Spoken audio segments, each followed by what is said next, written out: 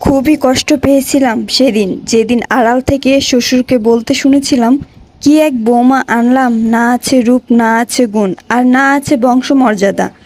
আরও কষ্ট পাচ্ছিলাম যখন শুনলাম আমার শাশুড়ি ভাসুর আর ভাসুরের বউ ও শ্বশুরের সাথে সুর মেলাচ্ছিলেন। নিজেকে তখন এই পরিবেশে বড্ড বেমানান আর অসহায় লাগছিল। ভেতরটা দুমড়ে মুচড়ে যাচ্ছিল, কিন্তু প্রকাশ করলাম না। আমার যা আমার থেকে সুন্দরী আর বয়স কম, এই নিয়ে শাশুড়ির অভিযোগের শেষ ছিল না। আমি তানিয়া, MBA পড়ছি, বয়স 25। তানিমকে ভালোবেসেছিলাম ঠিকই, কিন্তু বিয়ে করেছিলাম দুই পরিবারের সম্মতিতে।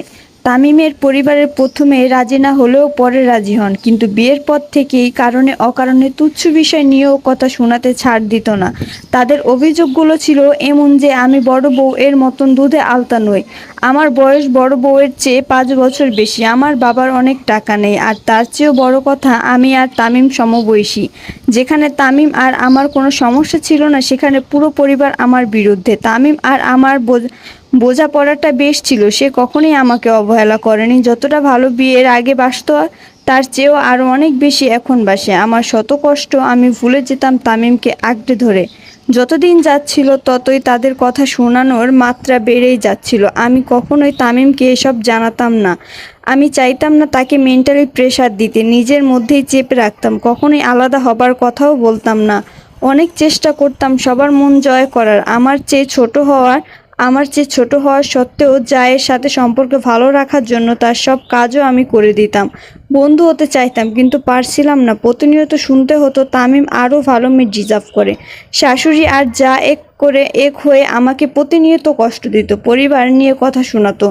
বাবা মা বেড়াতে আসলে তাদেরকেও ছাড় দিত না। তামিমের রোজগার কম বলেও কথা শোনাতো। বড় ছেলে আর তার বউকে নিয়ে তার গর্বের সীমা ছিল না। মুখ থুবড়ে কাঁদতাম, আল্লাহকে ডাকতাম। এর মধ্যেই MBA শেষ করে তামিম আর আমি জব অ্যাপ্লাই শুরু করলাম। তামিমের একটি বেসরকারি কোম্পানিতে ভালো পদে চাকরি হলেও আমার হচ্ছিল না। হতাশ হইনি, চেষ্টা চালিয়ে যাচ্ছিলাম। জবের কথা শুনেই সবার মাথা গরম। ঘরের বউ বাইরে চাকরি করলে ছেলেকে টাইম দিতে পারবে না, চাকরিওয়ালা মেয়েদের সংসার টিকে না। আল্লাহর রহমতে আমার একটি সরকারি প্রতিষ্ঠানে উচ্চ পদে চাকরি হয়। আমি আর তামিম আলাদা বাসা নিয়ে ঢাকার অফিসের পাশে ভাড়া থাকতে শুরু করলাম। নিজেদের মতো করে সংসার শুরু করলাম। দুজনেই দুজনের বাবা মার খরচ সর্বসাধ্যমতো টাকা পাঠাতাম। এর মধ্যেই ঘর আলো করে আমার সন্তান রিয়াম জন্মালো। আমার শ্বশুর বাড়ির কেউ দেখতে এলো না। আমি নিজে ছেলেকে নিয়ে তার দাদা দাদিকে দেখালাম। সেদিনও তারা কথা শোনাতে ছাড়লো না। বলল, চাকরিওয়ালা মেয়েরা কখনোই ভালো মা হতে পারে না। কষ্ট পেয়েছিলাম, কিন্তু উত্তর দেইনি, বেয়াদবি করিনি। তামিমকে তার পিতামাতার প্রতি দায়িত্ব পালনে কখনো বাধা দেইনি, বরং নিজ থেকে তাদের সকল অভিমান ভাঙানোর চেষ্টা করতাম। কিন্তু পারিনি না, আমি পারিনি। সংসার জীবনে 25টি বছর পার করেও আমি ভালো বৌমা হতে পারিনি। তবে হ্যাঁ, ভালো মা হতে পেরেছি। আমার ছেলে আজ 10 জনের একজন ক্যাপ্টেনের মা হতে পেরে আমি গর্বিত। চাইলেই সেদিন শাশুড়িকে বলতে পারতাম, আপনার বড় ছেলের বউ হয়তো দেখতেই সুন্দর, কিন্তু তার যোগ্যতা কি? তার নিজের কোনো পরিচয় নেই। গ্রাজুয়েশন আছে, ভালো পজিশন, ভালো চাকরি, কি আছে? তার সন্তানরা কি মানুষ হতে পেরেছে?